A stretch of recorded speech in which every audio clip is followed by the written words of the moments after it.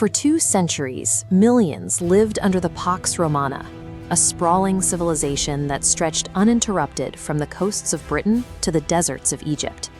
Sustaining this machine required unmatched engineering. The state built thousands of miles of paved highways and multi-tiered stone aqueducts that delivered fresh water to the urban centers of the ancient world. But this level of physical infrastructure raises a central mystery. How does a superpower this advanced simply vanish? This entire world was bound together by a single economic engine and a centralized monetary standard, the silver denarius. Rome's eventual failure was a slow, self-inflicted systemic collapse that began from within. The crisis began in the 3rd century. Roman legions started acting as independent warlords, extorting the state for massive pay increases to maintain their loyalty. The government responded desperately. To mint more coins for soldiers, they debased the currency, systematically removing precious silver from the denarius.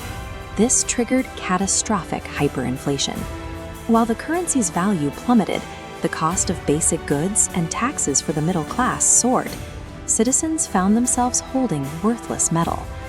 Faced with a crushing tax burden and a government unable to provide economic stability, people began to abandon the cities entirely.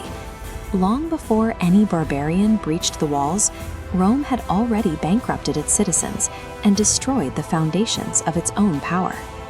Emperor Diocletian realized the empire had become too massive to govern as a single entity, splitting the territory into distinct eastern and western halves.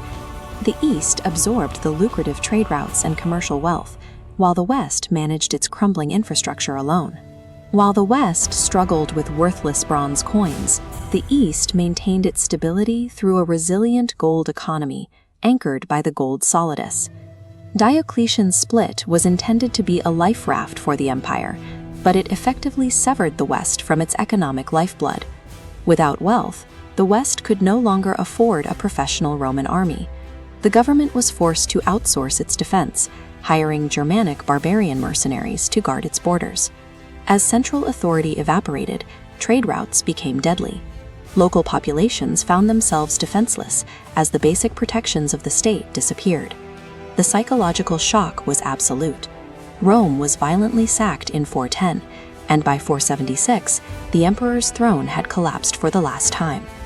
The disappearance of the Western government left millions stranded in a lawless power vacuum. By the 5th century, safety and survival depended entirely on local resources. Without a central state, the global economy had vanished. In the ruins of the old empire, the manorial system emerged. Destitute citizens struck a desperate bargain.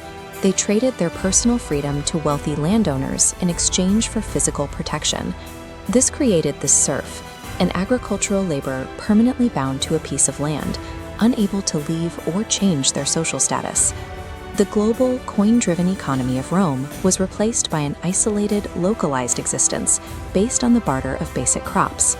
This system provided a pragmatic, survival-based adaptation to a world where a central state could no longer protect its people. These local manners eventually formed an interconnected political hierarchy.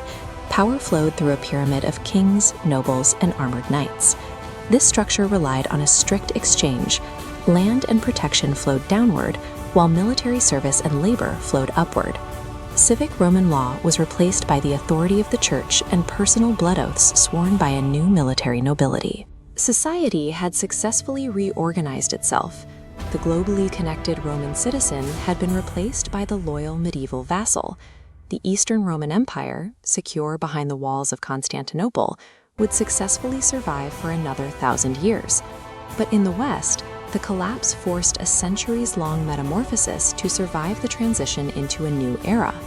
The fall of Rome served as a traumatic incubation period, eventually forging the borders and kingdoms that would become the modern